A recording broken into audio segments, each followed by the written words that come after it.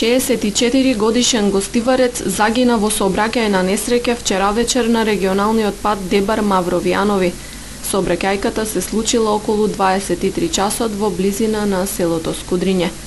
Според информациите од СВР Тетово, директно се судриле два автомобили: Opel Astra со гостиварска регистрација, која ја управувал 64 годишниот гостиварец, и BMW со струшки ознаки, која го управувал 24 годишник од Дебар.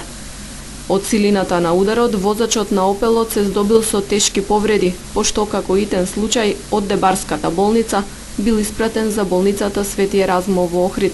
За жал попат им подлегнал на повредите. Во несреќата било повредено уште едно лице, но тоа поминало со полесни повреди. По извршениот увид на местото на несреќата се утврдуваат причините и околностите под кои настанала.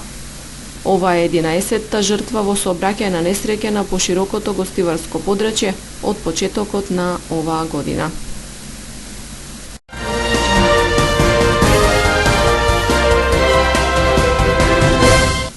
Тешко повреден градежен работник и обид за разбојништво се последните настани регистрирани во полициската хроника на поширокото гостиварско подрачје. Според информациите од СВР Тетово, 51 годишен жител на Градец паднал од монтажни скали додека работел на објект во селото. Од падот се здобил со тешки повреди на главата и бил пренесен во гостиварската болница.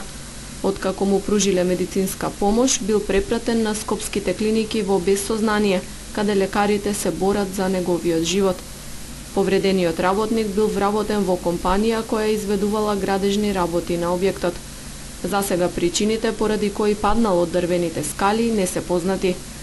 По пријавувањето на случајот бил извршен увид од страна на полицијата и инспектор по заштита при работа, за да се утврдат причините и околностите. Обидот за разбојништво се случил утрово околу 4 часот на бензинската станица на Макпетрол на улицата Илинденска. Како што информираат од СВР Тетово, 3 маскирани и вооружени лица со закана со нож и пиштол од вработениот побарале да им ги предаде парите од прометот. Вработениот се спротиставил и не дозволил да му ја одзема торбата со пари. На помош притрчал и негов колега, пошто настанала пресметка со разбојниците. Во мешаницата едниот од вработените бил повреден, а 3 лица побегнале и исчезнале во непознат правец. 2 часа подоцна полицијата привела 3 лица кои се сомничат дека се поврзани со настанот. 2 гостиварци на возраст од 20 и 21 година и еден 22 годишен тетовец. Во возилото со кое се превезувале пронајдени се повеќе предмети, меѓу кои нож и гасен пиштол, за кои се претпоставува дека се користени при обидот за разбојништво. Лицата се задржани на разговор во полициската станица во Гостивар.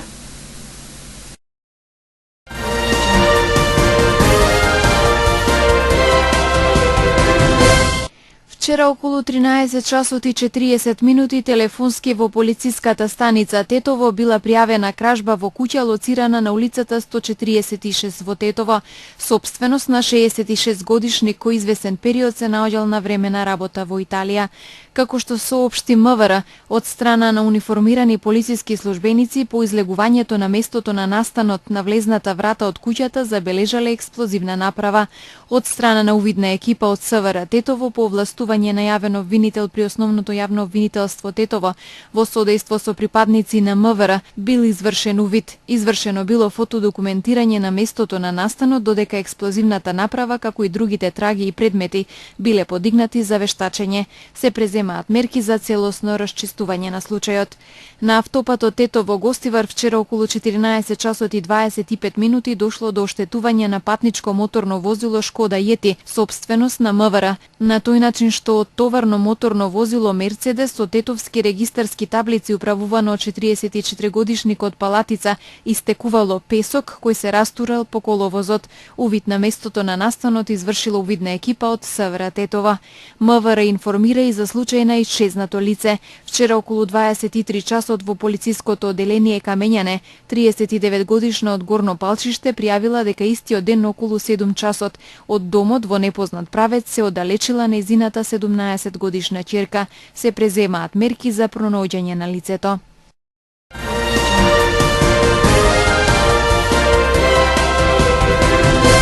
Освоеното прво место за најкомплетна носија во група на ревијата на народни носии одржана неодамна во село Новаци е најновиот успех на културно-уметничкото друштво Брвеница од Брвеница. За Кут Брвеница ова не е единствена манифестација од каде што се вратиле со награда.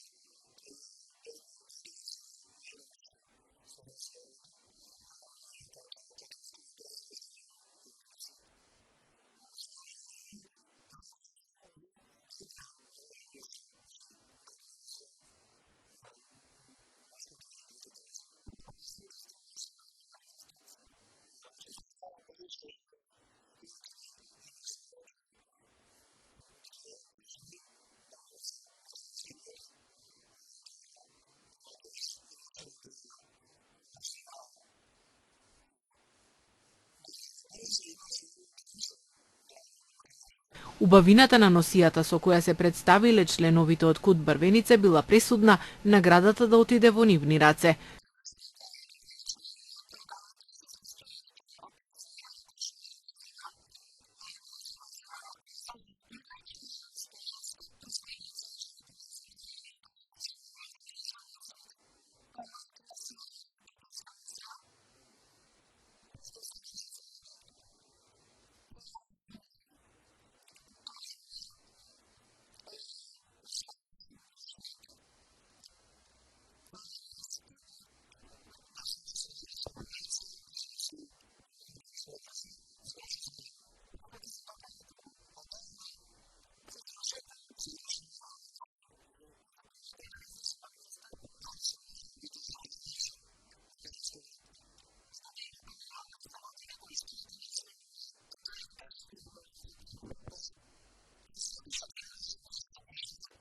Целта на Кут Брвеница е негување на македонскиот фолклор, традиција, обичај, песна, орој, музика и пренесување на помладите генерации. Во рамки на можностите учествуваат или пак организираат многу фолклорни манифестации.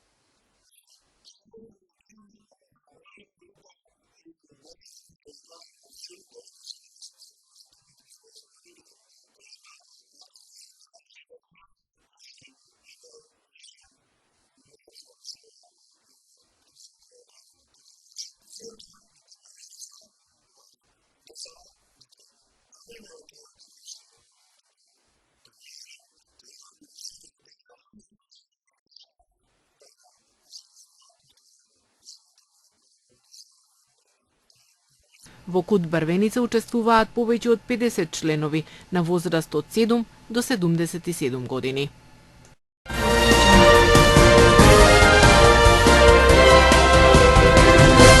Во продолжение следи ново издание на анкетата "Граѓаните зборуваат" на телевизија КИС, во која жителите на Тетово имаат можност да ги кажат своите согледувања за општествените проблеми и прилики, како и да истакнат кои теми и области треба да бидат анализирани во новинарските прилози.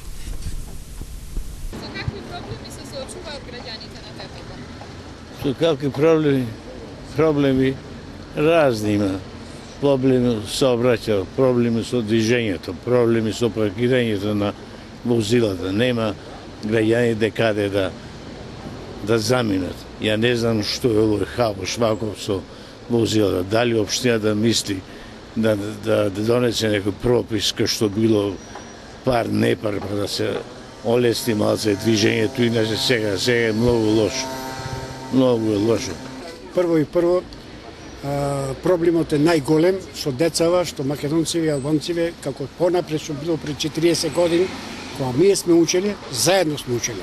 Сега не ги сакаат нашиве, а овие ги двојат. Зашто тоа да не биде заедничко? Тоа е најголем проблем. Друго е проблем хигиенава. Во сите градови на Македонија чисто педан. Овде е најпрлава. И се друго што? Вработувањето наше не може да биде. Вработување во наше не иде. Се врски со партии, со ова, со тоа. На Тетово граѓаните многу лошо жива. Тоа да ви кажем, скупо, све. Што ќе има, тоа без веза. Нема паре, нема ништо, све е тоа тачи. Со секакви проблеми. Прво со нечистотија. Друго, финансиски. Секакви проблеми има. Па ми овдека проблеми немаме никакви, значи нема ништо за да имаш проблеми. Прво тоа. Инаку за чисточа што прашувате, значи за хигиена, катастрофа. Све катастрофа. Значи и работа, и одеш живот нема, и младите затоа бегаат многу. Па сигурно прво со финансиски проблеми, со загаденоста на воздухот што ја има Тетово, невработеноста, посебно на младите. Младите се без перспектива, ќе школува, ќе заврши школа, или нема работа, ќе чека, после бега во странство. Какви проблеми има? Све проблеми има. Ништо нема арно. Социјално сме загрозени, ниски животен стандард и така натаму. Невработеноста, младите се лутаат горе доле. Многу проблеми имаат. Имат за овој депонија што е најлоше што го загадува градот. И намериците сите скапи се. Све тие проблеми имаат доста. А највише депонијата загадува воздухот. Со сиромаштија, безработица. И мораме ние вака сега да бараме некоја екзистенција од нашето производство. Што произведуваме и тоа што ни останува. Тоа е. Немамо воде, нема ништо. Смо дали по 50 евра, уште немамо воде у Ново село. Комуна има у Желина, а вода уште нема. И патот негде е добар, негде не е. Што се води од Воденица па нагоре не ја сватат добро. Ако може у село Рог ги направите, а у Ново село ги нема. Јас сум овдека скоро 40 година од Центаров, овдека сега направено е лом со кафиќиве. Значи кафиќиве се узурпираат местово, никого не интересирајш. Се оставаат вика, колете кај сакаат и работат све. А за политичка ситуација многу тешка ќе биде. Избори нема да има 100%. Кој ќе одговара на крај, не знаеме. Работава не чини држава, никако не чини. за младиве посебно сега. Владава, јас сум забавно признам тоа. Се трудат колку што можат да направат нешто, да останат младиве овдека, инвестиции доаѓаат нешто сега. Колку за тие инвестиции, мислим, дали има корист голема државата, не знаеме тачно, вика дека нема, има, што е знам те работи, али па има нешто, некој запослување. Младиве земаат 200 евра, тоа пора 200 него да не знаеш ништо, да седиш дома. Ова безредие, значи нема никаков начин на животот за народот. Ни па го прашува народот што и како. Ја не знам до кога ќе оди вака. А јас народот го оценувам како кривица. Кривец ново општество сега. Во ова сегашно време.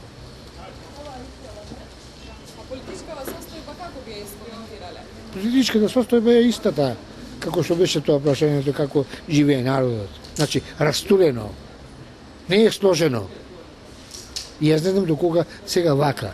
Како можеш една особа да каже дека не оди на суд? А како една друга личност, општа личност, води затвор за килора. И сега каде е, по која политиката е? Не постои. Овдека е безредие. Политичката ситуација во земјава не е никаква. Тие политичарите не се политици, се анархисти, кариеристи, само за себе мислат тоа. Сега ќе видиме изборите кои ќе биде. Народот треба да одлучи ако не биде неко превара. Политичката состојба, јас не знам да дадам некоја диагноза каква е. Некогаш добра, по некој ден, два, три не чини и што е работата, не знам. Мене ми се чини све овие нашето руководство, што е било да е тоа СДС или ВМРО, 3-4 души командуваат со тоа и така работи додат. Иначе граѓаните ода жртва на тие нивни сваќања. Моје сваќање тоа може не сум управо, меѓутоа констатирам дека се на све таква работи тоа. Од СДС 4-5 души, од ВМРО 4-5 души, тие што ќе решат тоа работата така да.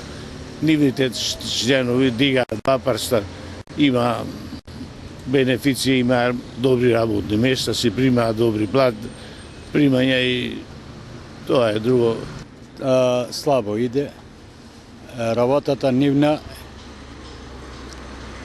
ги има компетенције за да спроведе нешто, се спречува. Од кај се спречува, се знаат и тие сами.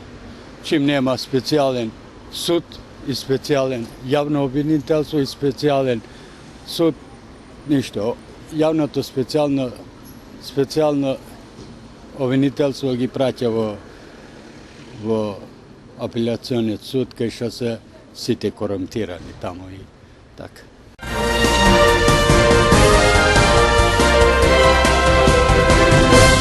Во декември ќе се гласа во темница, бидејќи од 16 часот се стемнува, а во ваква ситуација кога поголемиот дел од лидерите на политичките партии и функционерите се во ризик дека ако ги изгубат изборите ќе завршат во затвор, влегуваат во избори со одбранбен инстинкт, така што нема да бидат фери демократски, вели Зијадин Села од Движењето за реформи ДПА во неделното интервју на Радио Слободна Европа. Нашите ставови се јасни уште на почетокот кога избувна ова криза, политичка криза со прислушкувањето. Ние во првото централно собрание на нашата партија како Движење за реформи имаме јасен став. Ние повикавме во Македонија да дојдат европското судство од типот на Еулекс. Дечи уште од тогаш ни беше јасно дека само преку едно специјално јавно обвинителство не може да се решават политичката криза и имајќи предвид фактот дека судството е комплет политизирано и корумпирано судство имаме.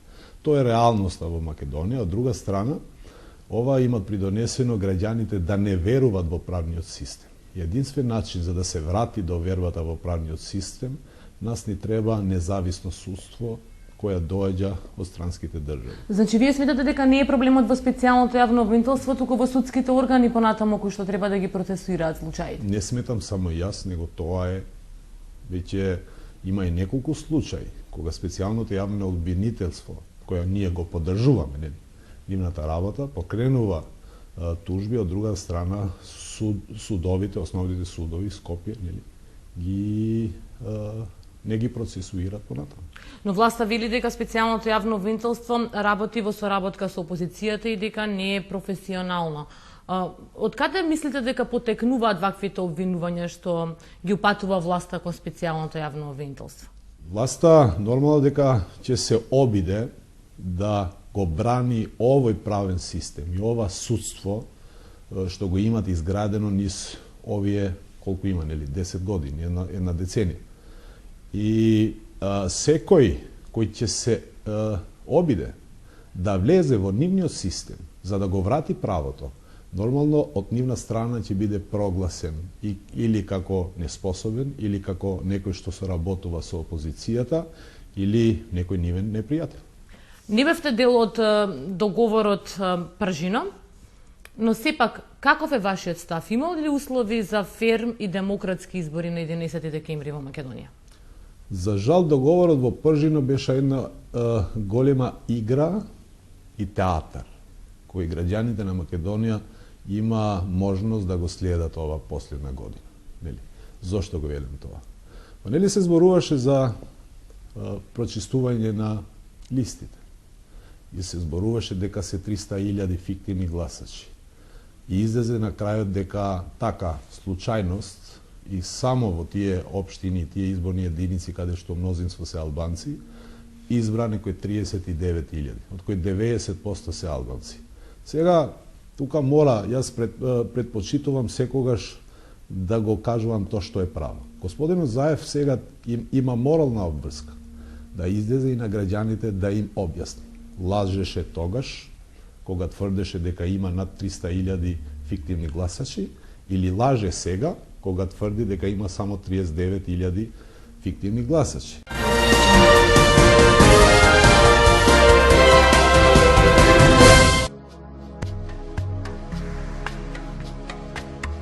Денес имавме сончево време со умерена облачност. Кон крајот на денот со зголемена облачност и со услови за локален дожд.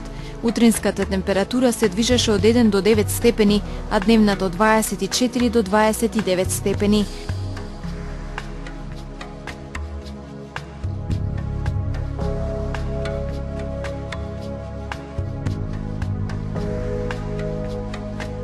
За утре метеоролозите прогнозираат променливо облачно време со локален дожд и засилен северен ветер.